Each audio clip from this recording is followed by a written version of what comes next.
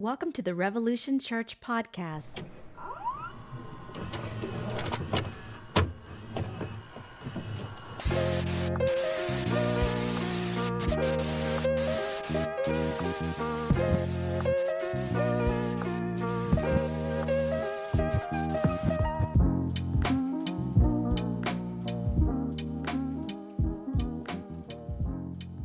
Welcome to Revolution, folks.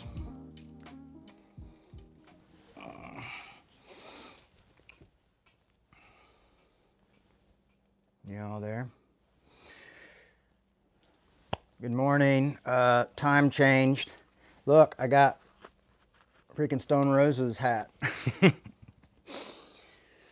So that's pretty crazy. Yeah, it's Halloween. Boom, boom, boom, boom. And I found this really cool, cheap used polo jacket, and now I'm British, so happy Halloween. Wake up, wake up, wake up. You there? Say hello, good morning, good morning. I'm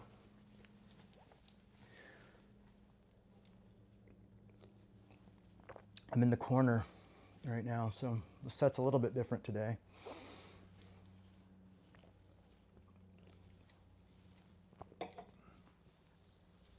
Everybody sleep okay? I'm exhausted. As always, don't forget to follow us, right? It's follow and like. Don't forget to like and follow and set your warnings or whatever they're called, notifications. Thank goodness for Milo and watching YouTube videos, so I know how to do them right now. Oh, well, actually, it might be a little warm to have this zipped up, trying to look super cool for you guys. Of course, I have socks. No shoes, no shoes. Usually I take the kids over to their mom's house during talk. And I did today too, but it was just we were super late because we were all so sleepy this morning. Ooh. Anyhow. Hope this hat doesn't give anybody a seizure or a stroke or anything, because it's pretty crazy.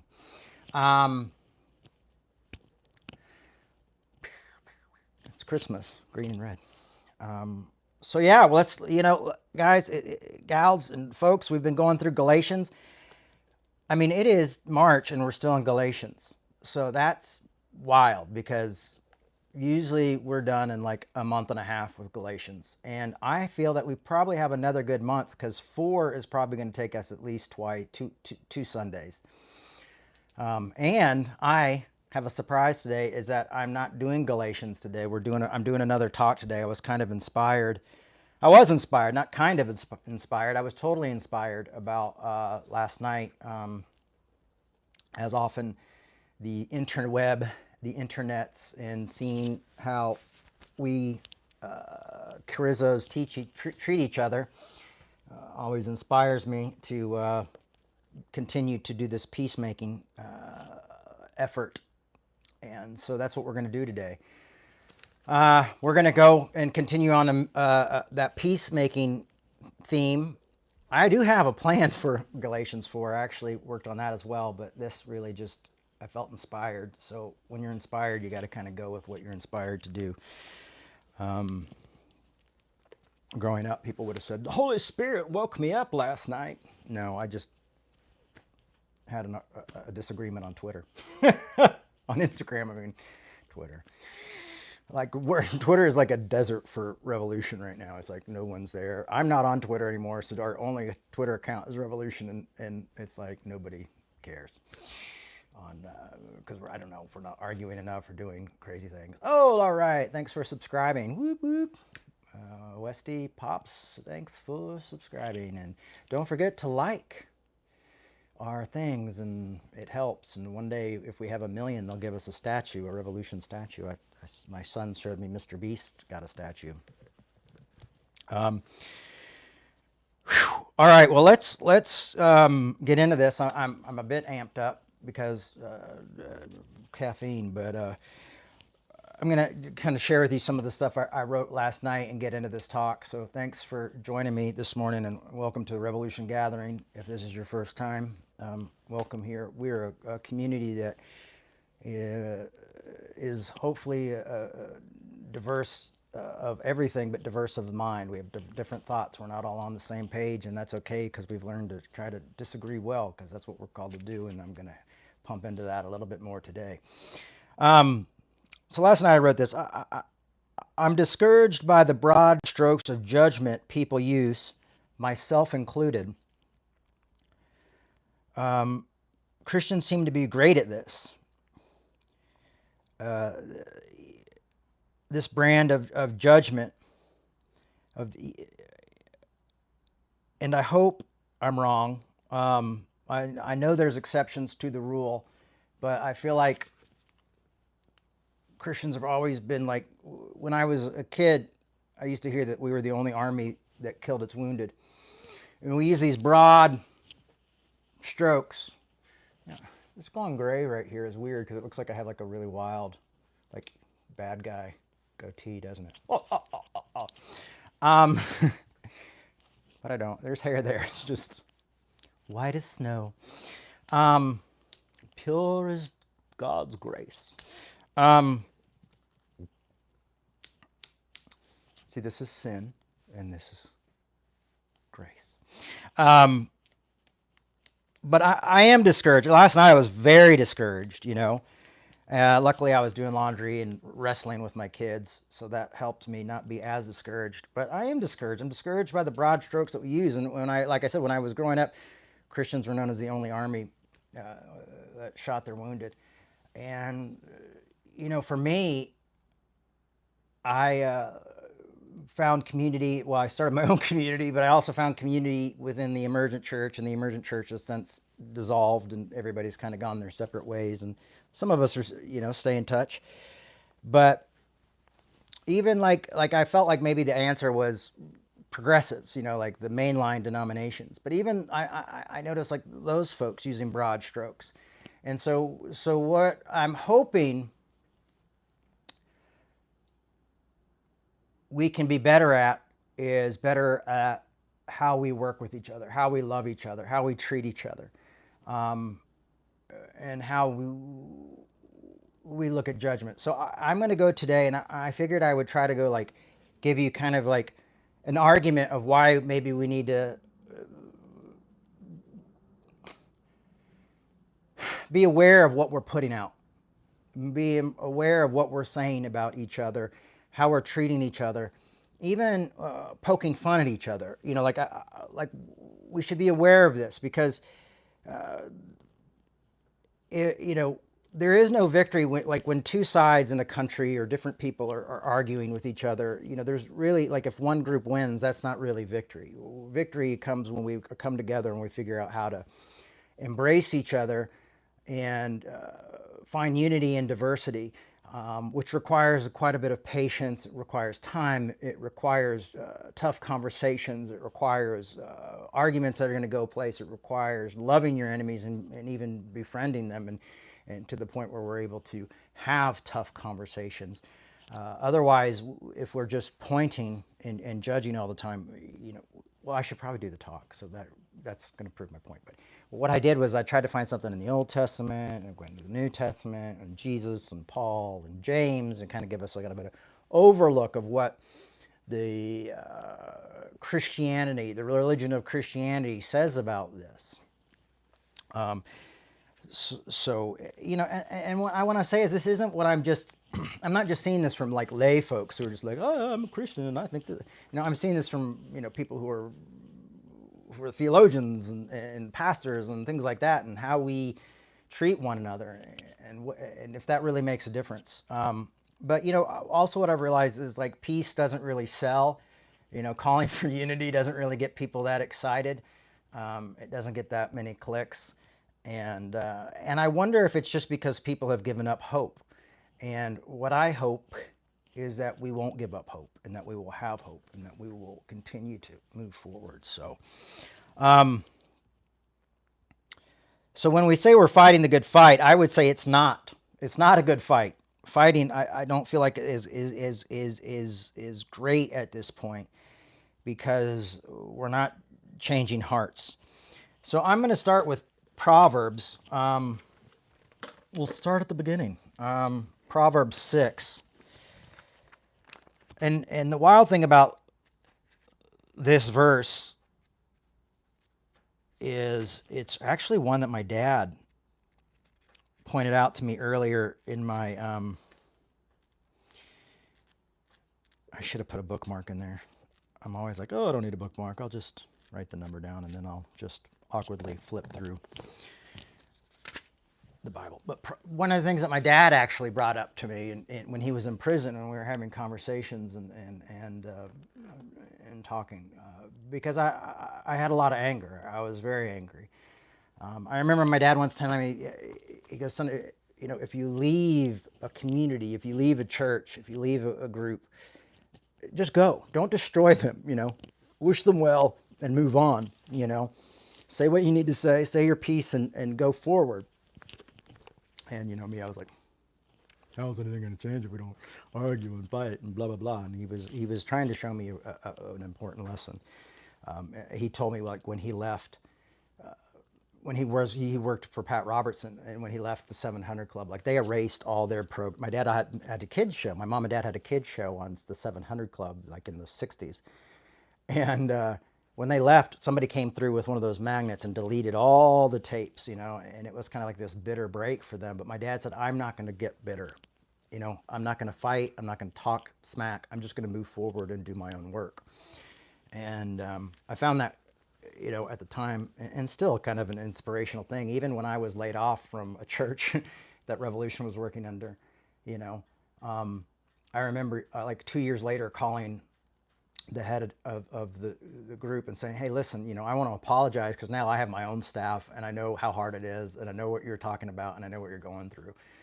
And I'm sorry I was such a pain in the ass at times. I have more empathy now for you. So Proverbs 14 says, pointing the fingers with a perverted mind and devastating evil, continually sowing discord on such a one, calamity will descend suddenly, in a moment, damage beyond repair. And I think, like, sowing discord is another thing that this same verse came up when I was visiting my dad in prison. So weird. That was like over 30 years ago. And I just remembered, he's like, don't sow discord, And I remember one time there was this other pastor going after a pastor friend of mine. And he was posting all this stuff online and they were fighting and stuff. And he called and I just said, give me the phone. Just give me the phone. And I said, man, you guys are sowing discord. Like, this has got to stop. Like, because this guy was a biblical literalist. And so I know the Bible somewhat. And so I was able to say, like, you're sowing discord amongst the brethren. And this has got to stop.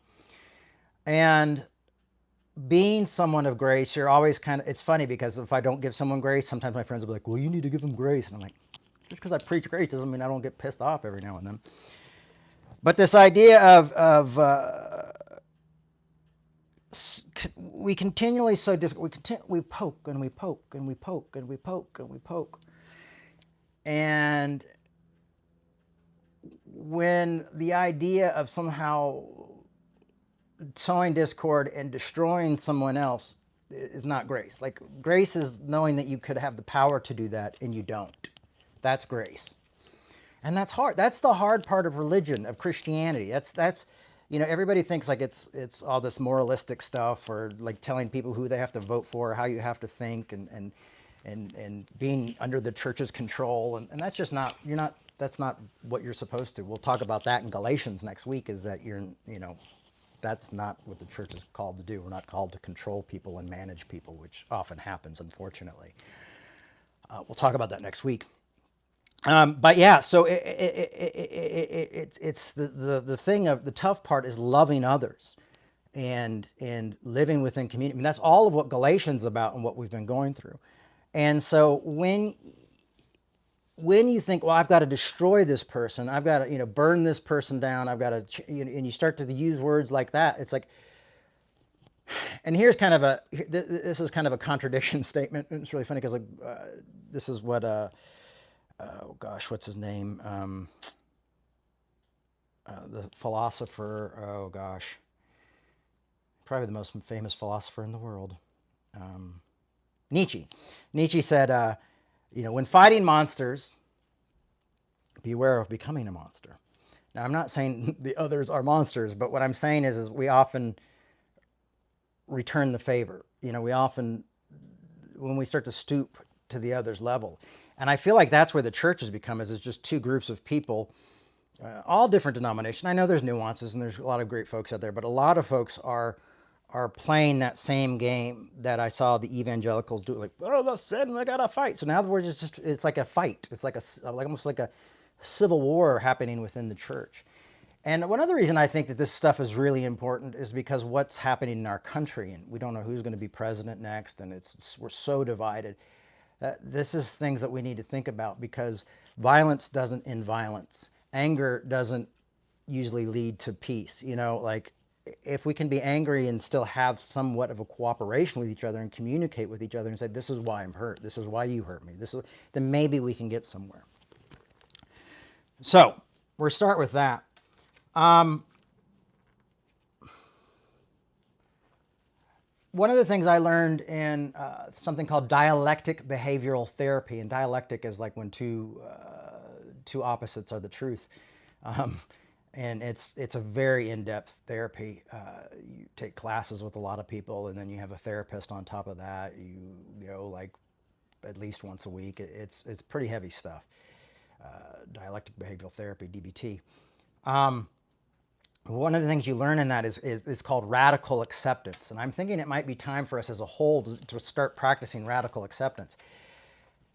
And radical acceptance is not like this thing where you're like, I radically accept that I love cheeseburgers. No, it's when things are tough. I remember I've always had a lot of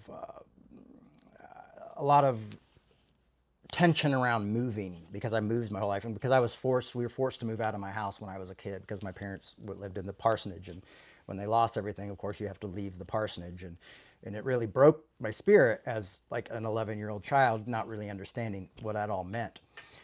And so every time I moved, and I remember one of these moves, and I was still married at the time, and I had 2 small children, and I was just like, I am constantly nervous, I'm constantly upset, I'm constantly having panic attacks. And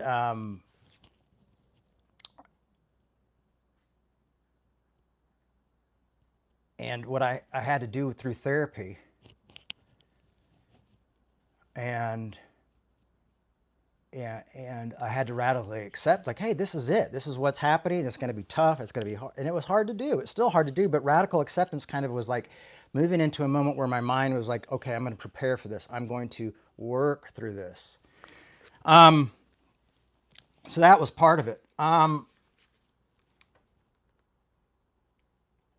So it might be time to think about radical acceptance, and maybe radical tolerance, which is not always that easy to deal with. Accommodating differences, even when, we've talked a lot, we always talk a lot about tolerance to the conservative church, like, we need you to be more tolerant, we need to do all this kind of thing. And I think one of the other things we've got to do is learn to accommodate differences. Maybe it's time for us to talk about not also legislating our convictions or our religious opinions, because that's also something that I think would be a great place for us to start to have these tough conversations. So that's an example, is that we find a way to start having these conversations, and maybe a good place to start is saying, like, hey, listen, the government's for everybody. It's not just for Christians. It's not just for liberals. It's not just for conservatives. And I think those are the type of important conversations that we're going to have, because I think there was a time where I think people felt more free to practice different religions and different ways of life and different thinking, and that has changed. Um,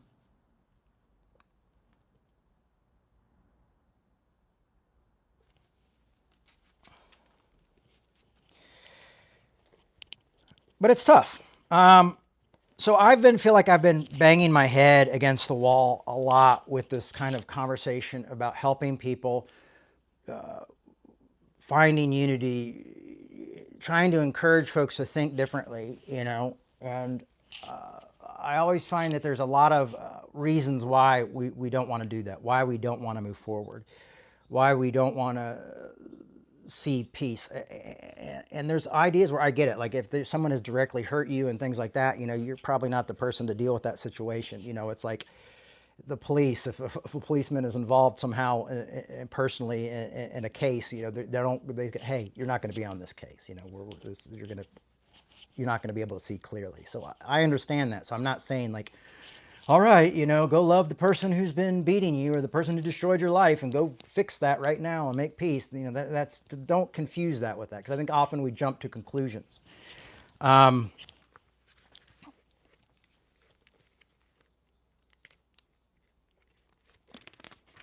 let's look at kind of what different writers in the Bible have to say. What different writers have to say in the Bible. And I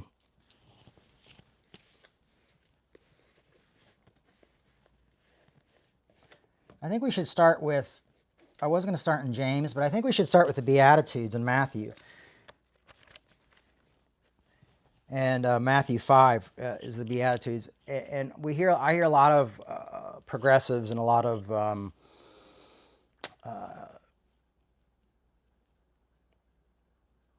my friends who are into social justice. I love social justice, where you talk about the Beatitudes. And then there's always things that we skip in the Beatitudes. I'll look at the first one that I kind of like to read quickly over in the Beatitudes, just so you know that, I'm as guilty as everyone else. The one on divorce, like I don't preach and talk about that a lot, where it says, it was also said, whoever divorces a wife, let him give her a certificate of divorce. But I say that anyone who divorces his wife, except on the ground of unchastity, causes her to commit adultery, and whoever marries a divorced woman commits adultery. So I wrote me next to that, because that's an issue that we all deal with a lot of times in the world. So we'll talk about that. We're not going to talk about that, but that's one of the ones that sometimes brings that. So the reason I say this is because I'm going to click into something that I feel like we avoid often and way too much. And I want to just say, like, reading over scripture quickly sometimes, or not looking at it and taking it to pieces sometimes happens to all of us. But in the first, the Beatitudes, it says, blessed are the peacemakers, for they will be called children of God. And I think often that we think of peacemakers as just like people who stop wars and things like that. And honestly, I think those are great people. Those were needed. We need John Humes. We need MLKs. We need Jimmy Carters. We need more peacemakers in the government and in the world who help bring people together and see things.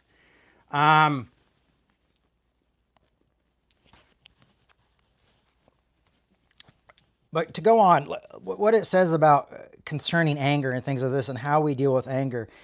And I think we have an anger problem in the church. I think we have an anger problem in Christianity. And I want to just look at that for a second. In 5:21, you have heard that it was said, for those of ancient times, you shall not murder, and whoever murders shall be liable of judgment.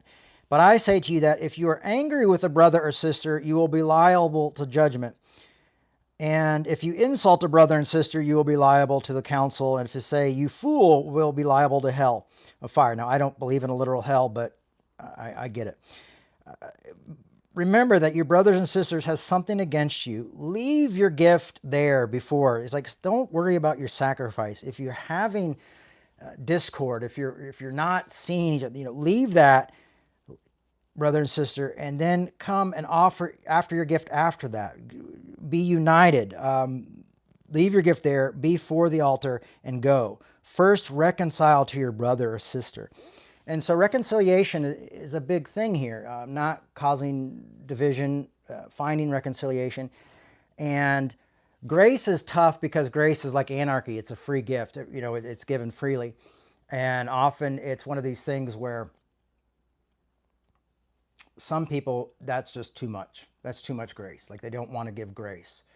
They don't want to love people. They don't want to be a free gift. They want people to pay the price for what they've done. And I understand that. I get it, because that's my natural instinct, is my knee-jerk reaction.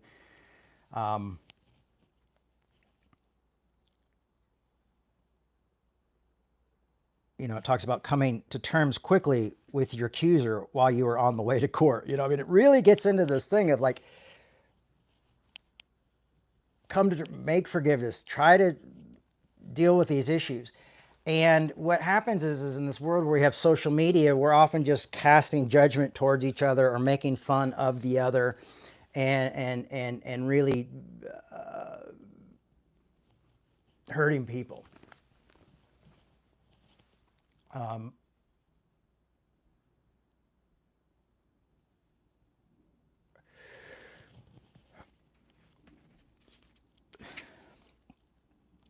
I see there's a really intense conversation happening. That's why I'm a little distracted, and I'm glad that you guys are talking to each other and working things out. I just want to say I see that, and I'm glad you folks are having the conversation.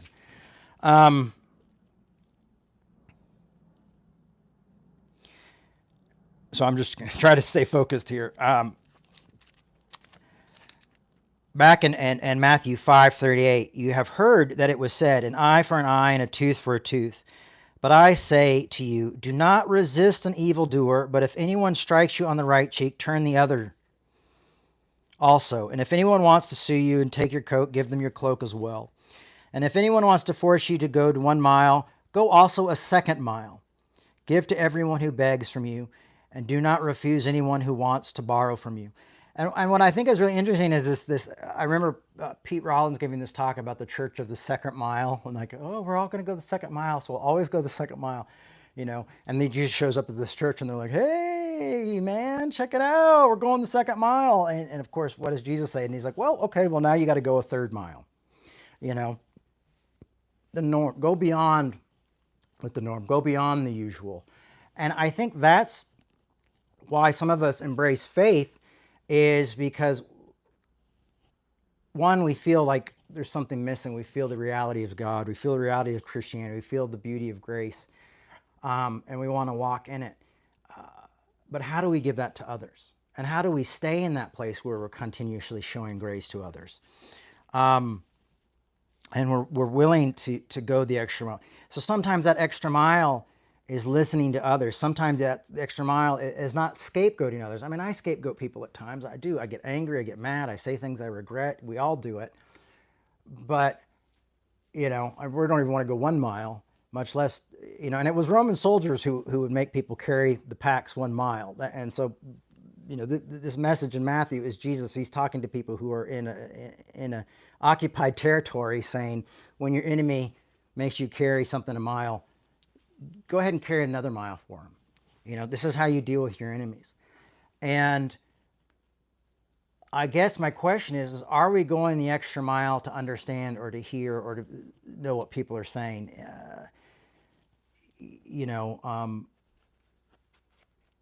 One of the things I saw online was someone kind of making fun of like a conservative after an anti-gay conservative saying like, we can still disagree and be friends. And they're basically saying like, no, we can't, not on this issue. And I've seen that a lot. I've seen a lot of that, like he's holding up a sign, and I've seen it for different things. Like, we can disagree and still be friends. Not if you support Israel, or not if you support Palestine, or not if you support genocide, or not if you don't recognize my humanity. And The thing is what we don't realize is that, as funny as those things may be, or as serious as those things may be, is what we don't realize is that if someone's giving you the opportunity and saying, I'm still going to be your friend, when they are like that thinking, you might be the person who actually changes them. It's not them saying we can still be friends. It's you saying, okay, well, all right, I'll call your bluff. We'll still be friends. You know, a lot of my work with LGBTQ folks with Soul Force, when we did Soul Force stuff, the most powerful people in the room weren't people like me, the straight ally who knew the Bible, you know, and was like, well, the verses say this, and I had all the verses ready to go and all the answers, but it was the LGBTQ folks themselves just being human beings, and people seeing them eye to eye and seeing the humanity that exists, that were making the powerful changes. It wasn't doctrine, it wasn't theology, it wasn't philosophy. It was recognizing one another's humanity. We've talked about how Dr. King, when they said, "Oh, when we're practicing nonviolence and someone's hitting me, you know, what ways do I defend myself?" And Dr. King said, "You don't. You look them in the eye." You know, and this is stuff that, you know, it's so funny when we talk about whitewashing King, you know, but I feel like we do something else where we like wash King with things of like not being someone who radically loved his enemies. And then that was like one of his major things and you know, he wanted justice. Justice was involved with that, but he knew that love was only the force capable of changing those folks to bring justice. And that was where the hard work began, you know. And so, and reading John Hume, who spent 30 years working on peace in Ireland and eventually brought the Good Friday Agreement to Northern Ireland and peace. And I love Ireland. You know, guys know I go to Northern Ireland a lot. And it's a beautiful city and it's great people and all this stuff. And just to think about, like, it happened. Like, this guy was inspired by Dr. King, found the humanity within his enemies, was able to even empathize with some of them at times and understand where they're coming from, and also see the fault and like a serious look at himself and his own cause and see what he was doing wrong and what his own cause was doing wrong. And they were able to find peace, and they were able to do that through a lot of hard work, but also compromise and things like that. And so I would say, like, this isn't for the faint of heart. But honestly, I feel like this is what every person who's like, I'm going to follow Jesus, should be doing. You know, I watched a friend of mine the other day talking about Revelation and sin and all this stuff. And I was just like brokenhearted because I was like, man, you know, I just see everybody pointing out each other's faults. I don't see anybody trying to say, like, how can we fix this? Like, there's no, like, how do we fix it? It's just, you know, how do we just make, you know, we get it. Those people, there are people we don't like. We get it. Those people, we don't like those people. Those people, we're having a hard time with those people. But do we just continue this vicious cycle on and on and on? Or do we say, hey, we're the ones who are going to break this cycle? Like, if you really want a revival, to use a religious term, then maybe the revival is a revival of peace. It's a revival of community. It's a revival of saying, hey, we're going to disagree well. Hey, we're going to practice some tolerance.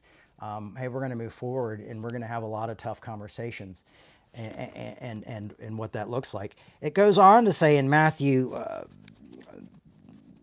5:43 in the Beatitudes, you have heard that it is said, you shall love your neighbor and hate your enemy. But I say to you, love your enemy and pray for those who persecute you. So when people say, well, I can't be friends with them if, you know, asterisk on grace and things like that. I mean, this is why I had this little ring done where it says grace with an anarchy symbol on it, because it really does move outside of our comfort zone. It does move out of what even our own natural thinking and laws, to embrace the other. But like, well, I can't be friends with you if you believe this. Okay, well, one, if you're not going to be with them, then you're going to believe that and continue to believe that. Social media is probably not the place to have that conversation. Maybe an email, maybe a phone conversation, maybe a cup of coffee, maybe dinner. Imagine that. We'll get ate together like Paul was asking everybody to do in Galatians. Shocker, you know. If I take my enemy to Red Robin's and I have bottomless fries, I can talk for hours. You have heard that it was said to hate your enemy, but I say to you, love your enemy and pray for those who persecute you. And I always look at that, pray for those who persecute you. is in a way of those, like when we're not able to really drill directly with those folks because there's still too much pain, there's still too many triggers, there's still those things as like, that the cop who's involved in the crime who needs to take the time, you can't be a part of this case. In movies, that person always ends up becoming a part of that case. And maybe that's how we should work it in life in a way. But pray, like love from afar. My friend Zoe, they would always talk about that and loving from afar. And I think that's, in a way, is what Christ is saying, is like, pray for them is that love from afar. Like, keep them in mind, think about them. Maybe you can help others through sharing your story, and you can. I spent most of my life doing that. So you may be children of your Father. So when you love your enemy and you pray for those people, so that you may be children of your Father in heaven. For he makes the sun rise on the evil and on the good, and sends the rain on the righteous and the unrighteous. For if you love those who love you, what reward do you have? And get ready for this, sweet burn. Don't even tax collectors do the same? So who wants to be like a tax collector? And then it goes on to say, be perfect as your heavenly Father is perfect. And I believe that translations into be complete as your heavenly Father is complete. And it's saying is when we're able to love those we disagree with, love our enemies, loving those who persecute us, even if it's from afar, that we are reaching some sort of completeness, and we're finding completeness. And it might even be that the future, and with that growth and with that acceptance and with that looking at things, is that the completeness is bringing peace with people, bringing peace with other people. It's like, it's always wild when you see these people who go and meet like someone in prison who murdered a family member, and you see like the video and they forgive them, and you're just like, what is going on? But for them, it's they get tired of carrying that murder and that anger and that hate, and they realize like for them to be complete, they have to let it go. They don't. It's not just the process of like letting that person off. What it's saying is like there's something inside me that needs to make peace with this as well. And so that's also part of peacemaking is growth on our own and finding a peace that passes all understanding, because this is stuff that's hard to understand. And I don't think it's impossible to understand. I just think we live in a world where, capitalism is saying, hey, if you buy this, like if Jay, if you get that Stone Roses hat, you're going to be happy forever and you won't need to worry about anything else. And so I bought it on a 4 payments thing, and it didn't complete me. Oh my gosh, I'm not complete.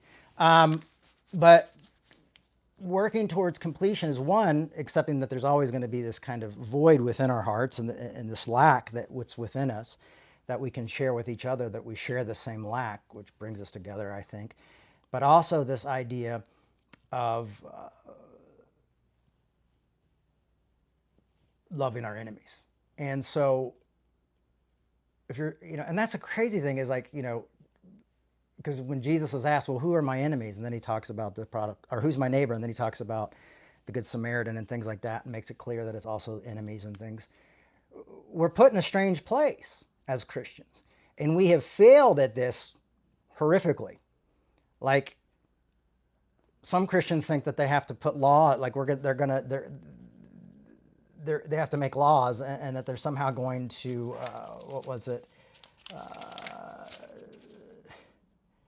legislate people to heaven. I heard somebody say yesterday, we're going to legislate you to heaven. And that's not how it works. And that's not how it should work. And to me, that in a lot of ways shows a real lack of faith in the concept of grace and love. And I think we've really, because capitalism has promised us this kind of instant satisfaction, instant gratification, we've just taken the easy way.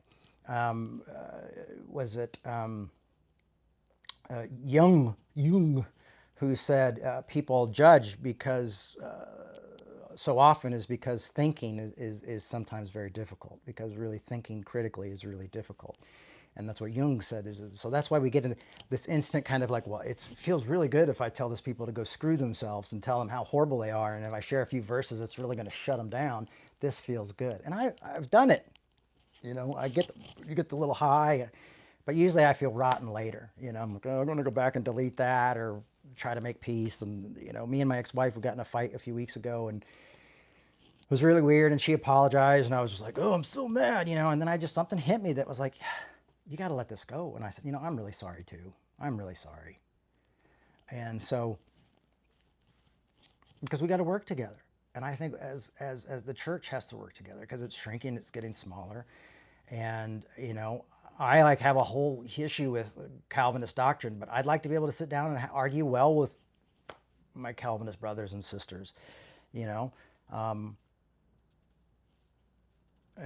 see if they can convince me, and I convince them, and have these hard conversations. But that's what the Beatitudes say. So when we talk about loving the homeless and loving and taking care of the widows and taking care of the poor, it's also saying love your enemies. And that's a tall order for a lot of us. And we not a lot of us want to do that. So sorry if I'm sounding really repetitive. If you even jump over to Matthew 7 about judgment, it says, don't judge so that you may not be judged. For what judgment you make, you will be judged, and the measure you give will be measured you get. It's this idea is that, and we see it happen all the time, is when we're arguing with people with the intent for victory for one person rather than for both of us, the judgment goes back and forth, back and forth, back and forth, back and forth. And so, because we're trying to win our side of the argument rather than coming to a conclusion or a compromise or an idea of what might make this idea work better. So there's that. So then I also, over in Romans, let's look at what Paul has to say. And I'm thinking we're going to do Romans soon, because Romans has got this very it's got Galatians built within it. It's like the skeletal system of Galatians kind of lays in there, and there's all this other stuff around it. And it's also, people struggle with Paul because of the book of Romans is one of the reasons. I think it would be good for us to take a look at it. And there's a lot here in Romans. And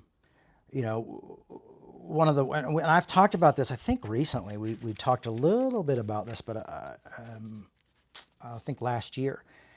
But Romans 12:2 says, do not be conformed to this world, but be transformed by the renewing of your mind, so that you may discern what is the will of God, and what is good, and what is acceptable, and what is perfect, which is complete again. So, for by grace is given to me, I say to everyone among you, not to think of yourself as more highly than you ought to think, but think with sober judgment. So here's that idea of looking within oneself again, not thinking too highly of oneself, not thinking that you have all the answers, and using sober judgment and seeing your own faults, and recognizing okay, because we really need to practice humility when we come into these things, rather than oh, I'm just going to own this person, because that's not love, that's not grace, and that's not what the gospel is teaching us and a way of guiding us. Now, I think you can do this outside of Christianity as well. You don't have to be a Christian to live like this. I think these are ideas. For John Hume, he was like, we got to take religion out of this conversation. You had Protestants and Catholics at each other's throats and literally killing one another. And he goes, we're going to have to take religion out of this and look at government in a different way, and take the religion out of the government. And I think that was a wise move. And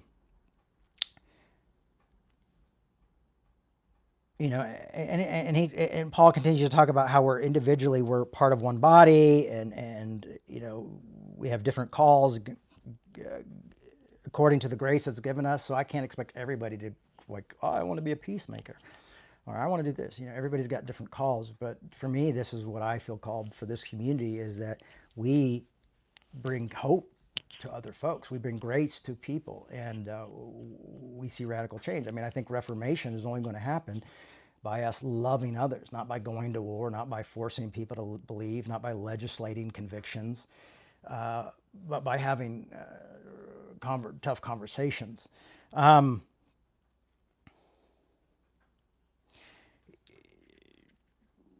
of the things it says is in Romans, for time, I'll just jump to Romans 12:14. Bless those who persecute you. Bless and do not curse them. Rejoice with those who rejoice. Weep with those who weep. Live in harmony with one another. Do not haughty, Do not be haughty, but associate with the lowly. Do not claim to be wiser than you are. Do not repay anyone evil for evil. But take thought for what is noble in sight of all. It is possible so far as it is depends on you. Live peaceably with all. Beloved, never avenge yourself. And then it goes on down to say in 20, no, if your enemy is hungry, feed them. If they are thirsty, give them something to drink. And then 21, it says, do not be overcome by evil, but overcome evil with good. That was MLK's message, and I think 14 in Romans 14, it really covers another part of this is people who are weak of faith or people who have of low faith. Often legalism comes out of people who are afraid and who are scared of other people, who are scared of other ideas, who are scared of like, that's why we hear homophobia all the time. It's like they're scared of LGBTQ people, or they're heterosexist and they just think they're better. We have to deal with that freaking, elephant in the room, really. That's very sad and scary as well. But Paul, we have Jesus very clear, and then we have the Apostle Paul, which a lot of progressives don't like because they think Paul's, a judgmental bastard. I guess sometimes he can be, but you got to really know who is Paul, who isn't Paul, and let Paul be Paul. 14:1 says, welcome those who are weak in faith, but do not for the purpose of quarreling over an opinion. Some believe eating anything, while the weak eat only vegetables. Those who eat must not despise those who abstain, and those who abstain must not pass judgment on those who eat. And this was a huge deal at the time. I mean, he's talking to Jewish Christians who are saying, well, I don't do this, I don't do these things, I don't think it's right. My whole life I was taught that this is wrong, and now he's got Gentile Christians coming and going, I don't see this as wrong. And what he's saying is, don't despise each other over your different theologies. Don't despise your ideas of what you think is a glory to God or not glory to God. Don't tear each other apart over these things. And it's harder when you feel like other people are being harmed. But as we've gone through Galatians, we see that other people were being harmed by this.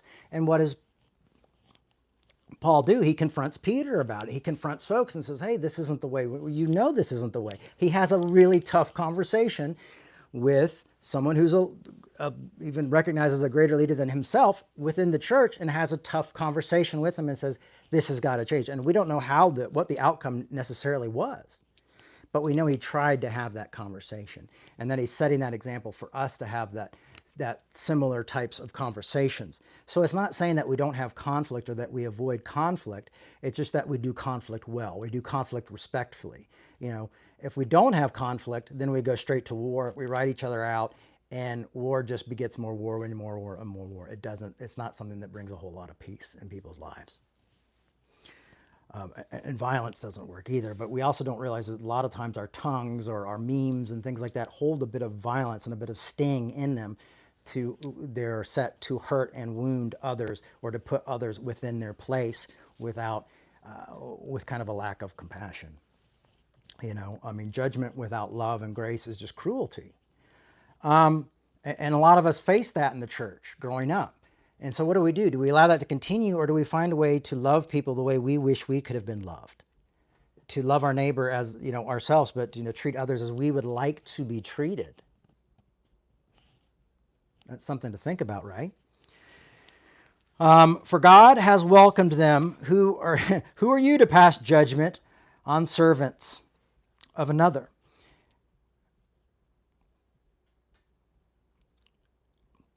Some judge one day to be better than another, while others judge all days to be alike.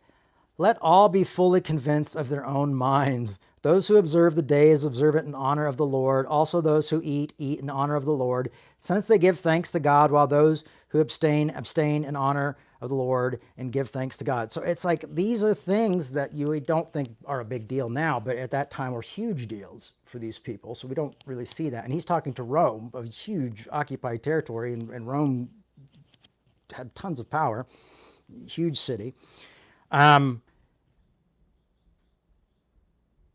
And it's funny because I'm that guy I'm the one who doesn't just thinks every day is I would not even know I wouldn't even know when Lent is if my friend Peter Rollins didn't do atheism for Lent.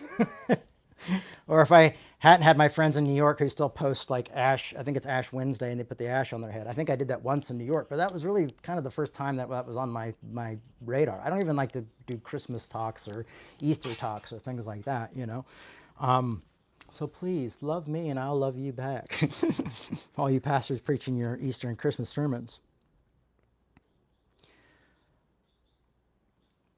Why do you pass judgment? And this is down on 14:10. Why do you pass judgment on your brothers and sisters? Or you, why do you despise your brother or sister? For we will all stand before God's judgment seat of God, for it is written. So like, can we trust, do we believe in God? I think that's often is like, do we believe God's going to do this? I often think that most Christians have an idea of God and they think, oh yeah, God's good, but I gotta, my real God is my favorite politicians, and they seem to depend on them a little bit more. And then they start using biblical verses to support why, and we don't realize that we live in this like capitalist society and we're all, war and trauma and all these things are happening. And we all, in some ways, become these 1 or 2, 3 issue voters, and it's really strange. It's a strange place to live, to be honest with you.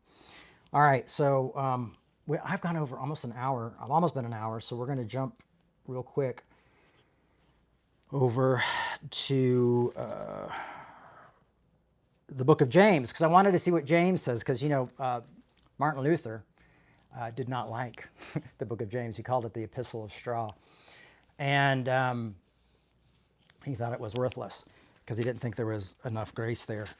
Interestingly enough, and I mean, I could continue to go like, these are like, I had to pick like what verses I was going to use. Like I was thinking about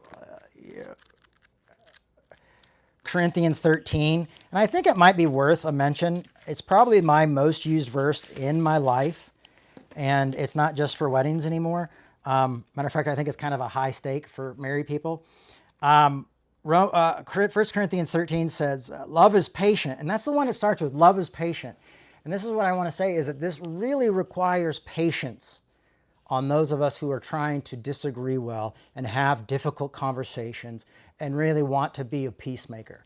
That thing that was really interesting about Hume is that it took 30 years. It took like 5 different peace processes. It took a long time to see this happen. And so, the first thing it says here is love is patient. And I can imagine someone like John Hume reading this and Dr. King having to read this one days when he just wanted to quit and give up and couldn't move another. I mean, the night before he was assassinated, he was like in bed and they called him to come preach and he just wanted to sleep. He was exhausted. But love is patient. Love is kind. Love is not envious, boastful, or arrogant, or rude. It doesn't insist on its own way.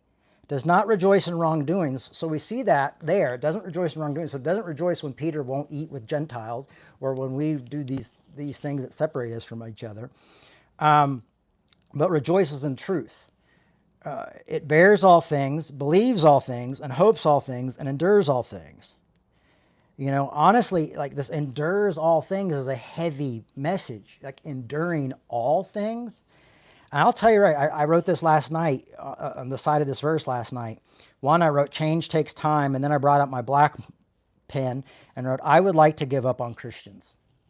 I would like to give up on Christianity. I feel that a lot at times.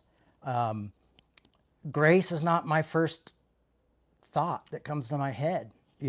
And so that's the thing is like talking about this stuff, preaching this stuff, is reminding myself also how to love others. But, it's not, well, I do it, so you should do it. I get it. I get the struggle. I get the anger. I get the hurt. I get the times I really want to lash out. And you'll probably see in my stories sometimes I'll lash out at somebody, you'll see sometimes it's a fine line between like arguing well and lashing out. It's tough. It's a tough road to cross. But anyway, that 1 Corinthians 13, 4-7, I recommend, like, if you've got your Bible, highlight that, look at it, go over it, and go, oh, shit, it doesn't insist its own way. And I think one of the things that I also found this with talk with the book I read on John Hume and bringing the peace process to Ireland, is he says one of the things we've had to do is not stay focused on the past. And that's so often as we focus on the hurt, we focus on all the horrible things that have happened. And he goes, we have to see a new Ireland, is what he kept saying, a new Ireland, a new future, something that's different. We have, in order for us to unify, we have to look for something new where we're together. Because if we stay in the past, if we stay angry, if we stay resentful, if we stay hurt, and we're keeping all these records of when we've been wronged, like it says not to in Corinthians 13, then we're not going to get anywhere. You know, you're going to continue to, those fights are going to continue to stir up. So there has to come a time where we have a truce and we go, okay, we're not going to forget the past because we don't want to repeat it, but we're not going to live there either, because we want a place where people were atheists and Christians and Hindus and blacks and whites and Hispanics and Asians and, you know, Native Americans and all God's children, all the people are able to live in peace and practice their religions and practice their things. You know, I mean, even Southern Baptists, you know, like, hey, listen, if you're not trying to put a law on me, then maybe we could live in a community where we're all able to afford our food and love each other and have health insurance and jobs that pay, you know, pay enough for us to pay our bills and things like that. You know, I mean, like the basic necessities of life, if we're not trying to legislate and fight over our convictions all the time. And that's not saying we don't have justice, because there has to be great justice for all people to be seen equally. Am I right? I mean, that's equality and unity is what we want. Instead, it sounds more like a fantasy in the United States, which is crazy. And I think capitalism continues to play in that part, because we don't want to be patient. We want the gratification. We want it now. You know, it's like, oh, you know, our children, it would be great for them, but man, we want it right now. And it's like, well, then you be it. Then embody that now. Embody love, embody that grace, embody that peace. But it does take time, and it is a daily thing, and it's one day at a time, much like the 12-step program. And you're going to have moments where you take 5 steps back, you know. It happens to me all the time. So what does James say? And I picked this part of James because James talks about not showing partiality and things like that. And we did a talk about that last year as well. But I thought James 2:13 was very interesting. For judgment will be, he says, for judgment will be without mercy to anyone who has shown no mercy. Mercy triumphs over judgment. You know, I mean, this is James. This is the person that Martin Luther, the great reformist, thought was garbage. You know, here he's saying, like, mercy triumphs over judgment. We're being called to love our enemies, love our neighbors. So basically, everybody's covered in that. To be patient and be kind, but also be wanting truth and justice. There's nothing wrong with that. Those are things that need to be part of our lives, and we need to be working towards. You know, we can love somebody and say, well, we love you, but you're being unjust to these people. You're creating unjust laws. We can speak truth to the power. You know, that's not what this is. Not saying don't speak truth to power. It's not saying, like, I mean, being nonviolent. When I read about nonviolence, and it's just not a passive thing. You know, it's really tough to practice nonviolence because you're not just practicing of the fist, but you're practicing of your words and your mouth and how you think and what you work with people. And, you know, it requires a lot of patience, and it requires a lot of self-control. It also requires a constant looking at oneself and looking at your own motives and your own motivation. So Paul says, you know, I mean, James says, you know, mercy triumphs over judgment. And then he jumps right into that and says, what good is if I say to my brother and my sister, if you say you have faith but do not have, if a brother or sister is naked and lacks daily food, and one of you says to them, go in peace, eat warm, eat well, fill your stomach, you know, and you do not supply their bodily needs, what is good in that? And I think what's interesting here is not supplying one another's bodily needs. That's kind of like the basics of what we should be doing, is making sure that people's bodily needs are, you know, I think when I think about what's happening within Israel and Palestine, is like, you know, there has to be tough, hard work to, you know, to end this horrific war and what feels like a genocide, but also both sides have to learn to recognize one another's humanity and see their right to exist and see that and let them live well so the other can live well. If we did this with each other and we weren't focused on a lot of these things, we might see that politics become about helping those who are less fortunate than ourselves, that are poor and that are homeless and that are sick and are dying. Like that might become more of a focus if we aren't focused on legislating convictions or Christianity or these strange things. That really could be something that we move into another level of focusing on making sure everyone is loved well and treated equally. So I know this sounds crazy, but if we want to move forward, we do need justice, but it needs to be justice for all, and it needs to be a willingness to say, show some grace and show some forgiveness, and say there's been mistakes made in the past, and as much as we'd like to have those things right, made right, we also know that we have to move on from that, and we have to move forward in order to be a community of diversity, a community that finds unity through diversity, which doesn't even seem possible these days. Because usually I feel like the left think that they're the only diverse side, but what they don't realize is that these other people have diversity of thoughts. And so, like, how do we find peace with these folks? How do we find peace with our enemies? How do we have tough conversations? How do we get to the point where maybe there is friendship so we can argue well, so an argument doesn't end that, and doesn't stop the process of being patient and never giving up, never losing faith, of always being hopeful and enduring through every circumstance. So my challenge here is that if this is something you like, try practicing it. But it's also to people who feel like, well, I subscribe to Christianity, and that's my faith. This is what we're called to. And we have different people who do different things. I mean, you look at Shane Claiborne and the work he does with the death penalty and with nonviolence in certain areas. And he doesn't, I mean, me and Shane have had our arguments. We've had our share of disagreements. I've known Shane for years. We've both been in this about the same amount of time. But also realizing that his part of the body, like he's really great at speaking out on the death penalty and helping people realize the injustice that's happening there. He's also been really great in speaking out on war recently, and I've been really encouraged by seeing about some of the stuff he says.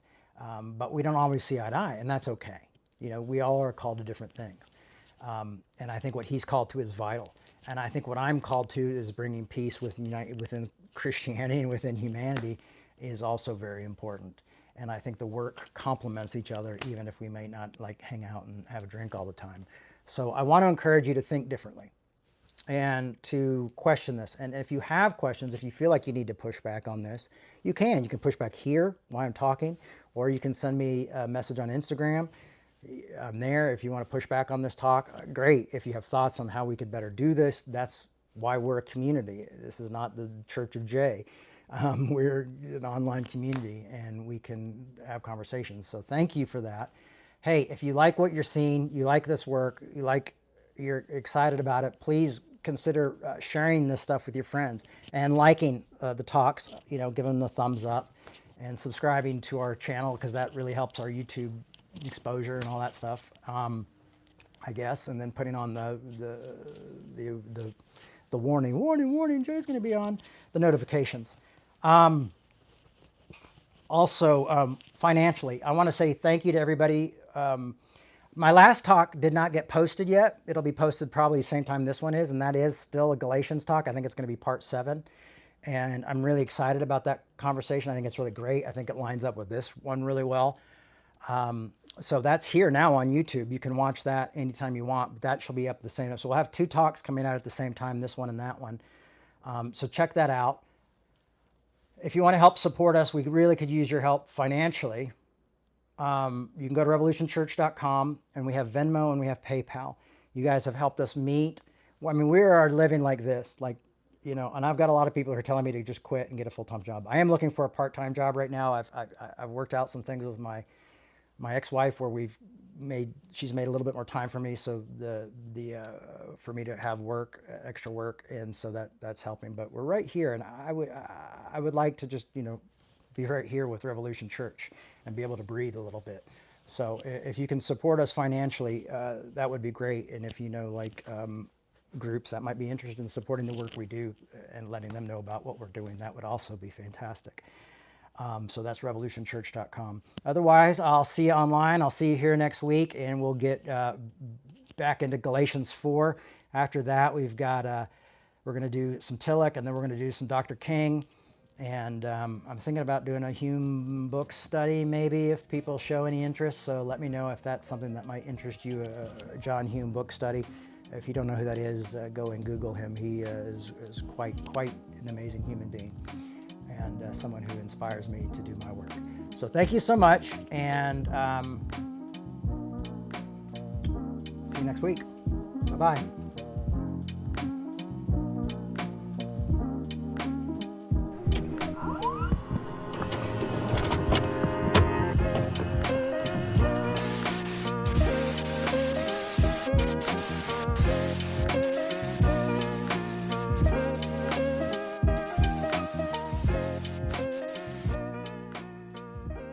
Thanks for listening. We hope you enjoyed this podcast. To make your 100% tax-deductible donation today, please visit revolutionchurch.com/donate. You can also learn more by clicking the donate section on the website.